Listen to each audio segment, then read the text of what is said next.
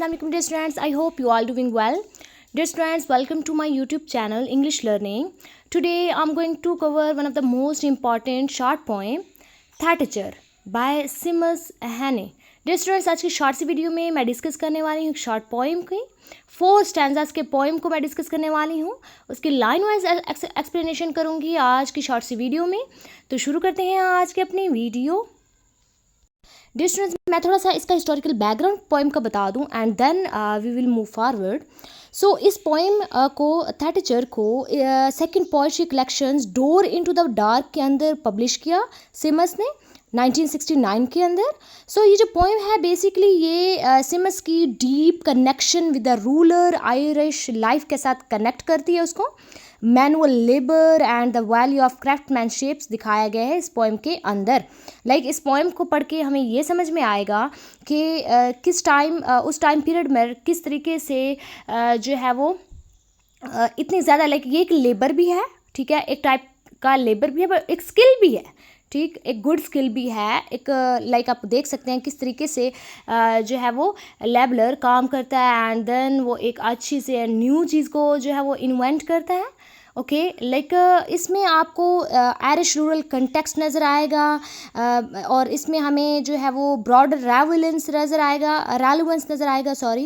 And हम ये भी कह सकते हैं कि इस पोएम को हम हिनेस के पर्सनल प्रॉस्पेक्ट से भी हम इस पोएम को देख सकते हैं. वो खुद एक ऑब्जर्वर था वर्किंग क्लास वर्ल्ड का, ठीक, और उसने इस तरह स्किल्ड लेबलर्स को देखा, ठीक, जो थैचर थे. जैसे कि इस पोएम के अंदर जो है वो डिस्कस किया गया. इसमें बेसिकली जो एक पर्सन होता है वो क्या करता है, ये लेबलर जो रूफ होता है ना उसको बनाता है, ऐसे समझने के बनाता है टाइप, ठीक है. बाकी तफसील जो है हमें पता चल जाएगा व्हेन हम जब इसकी लाइन वाइज टेक्स्ट को देखेंगे. So the first line is bespoke for weeks he turned up some morning unexpectedly his bicycle slung. अब इसमें क्या बात लिखी हुई है कि कई हफ्तों से तयशुदा वो एक सुबह आ गया, ठीक, वो मीन्स के वो लेबलर, ठीक है. अचानक इसकी साइकिल लटकी हुई थी. with a light ladder and a bag of knives he eyed the old rigging parked at the eaves. एक हल्की सी सीढ़ी और चाकुओं के थैले के साथ इसने पुराने साजो सामान का जायजा लिया. छत की मंदिर को खटखटाया, ठीक है, छत की मंदिर को खटखटाया. Open and handled sheaves of lashed wheat straw next the bundled rods hazel and willow. इसने बांधी हुई जो गंदम थी उसकी पोनियाँ संभाली, ठीक, और क्या किया और खोली. फिर बंधे हुए तिनको हैजल और विलोव को were flicked for weight twist in case they had snap. It seemed he spend the morning warming up. अब इसमें क्या है कि फिर वो जो उसने गंदम की जो पौनियाँ थी संभाली, खोली, फिर तिनको हैजल और विलो को वज़न के लिए झटका मरोड़ा ताकि वो टूट ना जाए, ठीक है, ये चेक करने के लिए कि ये टूटती तो नहीं है, ठीक, क्योंकि उसको रूफ में लगाना होता है. सो यूँ लगा जैसे कि सुबह की गर्मी में मसरूफ़ रहा. It seemed he spend the morning warming up, सुबह की गर्मी में बहुत ज़्यादा मसरूफ़ रहा. Then fix the ladder laid out well on blades. फिर उसने सीढ़ी को सीधा किया, तेज़दार छुरियाँ निकाली, ठीक, वो उसके जो साजो सामान होते हैं उसी में होता है. And snipped at straw and sharpen ends of the rods. और वो जो रॉड थे ना, जो वो डंडियाँ टाइप थी, जो शाखें थी, उसकी ना क्लिप्स तैयार की उसने, यानी उसके जो सरे थे ना उसको तेज़ किया, क्लिप्स टाइप.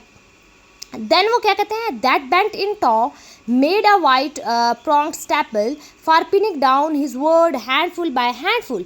फिर उसने क्या किया, फिर इसको एक साथ बांध कर एक दो शाखा क्लिप तैयार किए और फिर वो क्लिप टाइप तैयार की जाती है और फिर उसमें ना जो हमारे पास रॉड्स होते हैं ना या जो भी वो डंडियाँ टाइप होती हैं उसको फिर बांध दिया जाता है.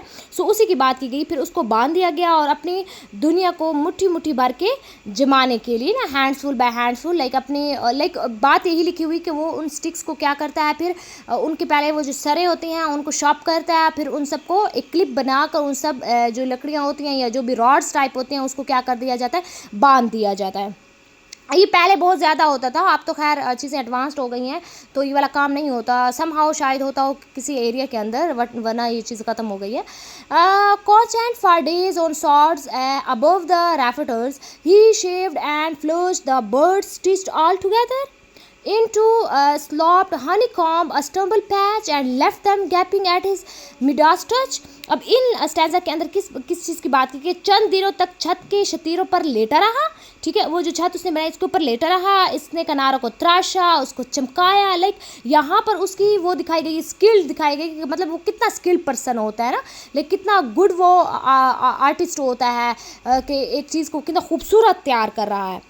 शहद के छत्ते जैसे ढलवानी सांचे में उसको स्याह मीन्स के वो जो शहद की छत्ते होती हैं ना, जैसे कि ढलवान टाइप में, तो इस तरीके से उसने छत को बनाया और अपने मैदास टच के साथ सबको हैरत में छोड़ दिया, यानी सबको वंडर कर दे, सबको हैरत में मुब्तला कर दे, कितने खूबसूरत एक रूफ उसने जो है वो रेडी कर दिया। तो यहाँ पर क्राफ्टमैनशिप दिखाया गया, यहाँ पर एक स्किल्स दिखाया गया, स्किल पर्सन को दिखाया गया कि किस तरीके से वो जो है काम करता है। अब इसको हम अगर देखें कि पोइट ने जो है वो इसका यूज़ किया थैटिचर एक पर्सन लेबलर का, और इसको बेसिकली सिंबलाइज किया एक पोइट के साथ कि पोइट क्या करता है, वो भी डिफरेंट वर्ड्स को लेता है, डिफरेंट वर्ड्स को जोड़ता है बड़ी खूबसूरती के साथ और एक अच्छी सी पोइम तैयार करता है, एक अच्छा सा वर्क जो है हमारे सामने आ जाता है। सो हम कह सकते हैं समहाउ कि इसने पोइट को सिंबलाइज भी किया हुआ है यहाँ पर एक काम को लेकर जो है वो पोइट का काम दिखा रहे हैं कि पोइट भी इस तरह मेहनत करते हैं, लाइक एक वर्ड्स को जो है वो कनेक्ट कर रहे होते हैं, एक वर्ड्स को जोड़ रहे होते हैं और फिर एक पोइम की शक्ल में हमारे सामने जो है वो वर्ड्स आ जाते हैं एक बड़े ही तराशे हुए इसमें। So this is basically the main thing in this poems. So dear students, I hope आप लोगों को इस वीडियो से ये टॉपिक क्लियर हो गया होगा। Thank you for watching my video. अल्लाह हाफिज़।